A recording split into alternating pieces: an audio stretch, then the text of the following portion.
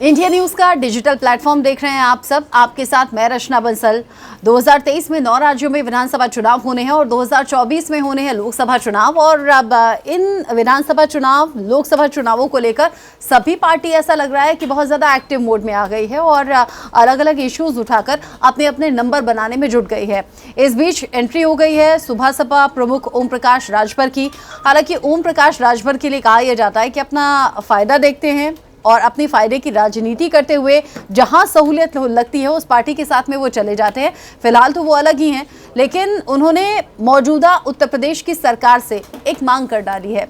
हालांकि पिछले दिनों ही अखिलेश यादव की पार्टी ने बड़ा कटाक्ष करते हुए बड़े बड़े पोस्टर और होर्डिंग लगा दिए थे और ये कह दिया था कि समाजवादी पार्टी के ऑफिस के इर्द गिर्द भी नहीं दिखने चाहिए, आ ना जाएं ऑफिस में, कोई साथ में लेने के लिए तैयार नहीं है। हालांकि राजनीति एक ऐसी भी चीज़ है जहाँ कब क्या हो जाए कुछ कहा नहीं जा सकता। किसको किसकी जरूरत पड़ जाए, कौन किस पार्टी के साथ गठबंधन में चला जाए, ये सिर्फ भविष्य ही बता सकता है। इसको लेकर पहले से कोई भी अनुमान लगाना ठीक नहीं होता।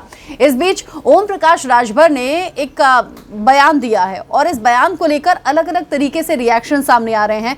बयान दे दिया है उत्तर प्रदेश में मौजूदा सरकार यानी कि योगी सरकार से सवाल पूछते हुए और एक तरीके से रिक्वेस्ट करते हुए। वो कह रहे हैं कि शराब से बहुत सी बीमारियां होती हैं, बहुत से नुकसान भी होते हैं, तो क्यों नहीं उत्तर प्रदेश में भी शराबबंदी लागू हो जाए।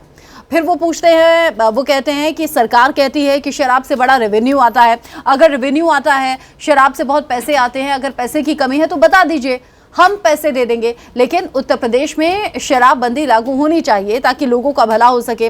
देखिए, शराब से कई बार कई घरों में झगड़े भी होते हैं और कहा यह जाता है कि जब शराबबंदी जैसा कोई फैसला होता है तो घर की महिलाएं बड़ी खुश होती हैं और महिलाएं बड़ा सपोर्ट करती हैं। अब ओम प्रकाश राजभर के जहन में इस बयान को देने के पीछे क्या उनकी सोच चल रही थी, क्या उनके दिमाग में चल रहा था, ये तो ओम प्रकाश राजभर ही जानते हैं। लेकिन एक जनसभा में जिस वक्त वो संबोधित कर रहे थे उस वक्त उन्होंने शराबबंदी की मांग उत्तर प्रदेश में उठा दी है।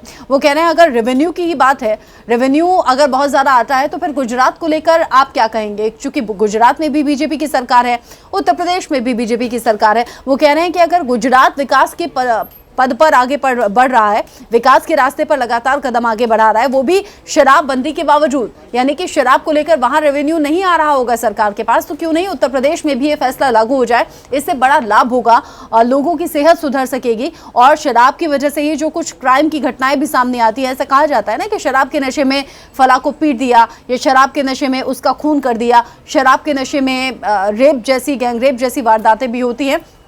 इन सभी का जिक्र ओम प्रकाश राजभर ने कहा और कहा कि शराबबंदी से बहुत से फायदे उत्तर प्रदेश में हो जाएंगे, फिर चाहे वो कानून व्यवस्था में सुधार की बात हो या फिर और स्वास्थ्य संबंधी सुधार हो, शराबबंदी लागू हो जानी चाहिए।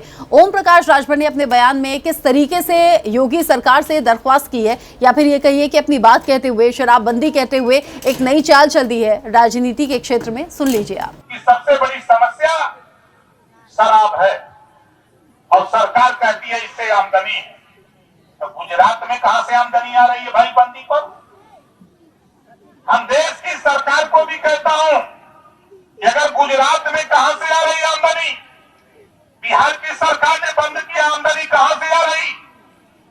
उसी तरह अगर आपको अकल न हो तो ओम प्रकाश राजभर से अकल ले लो और उत्तर प्रदेश में भी शराब बंद का जो पैसा हम दें।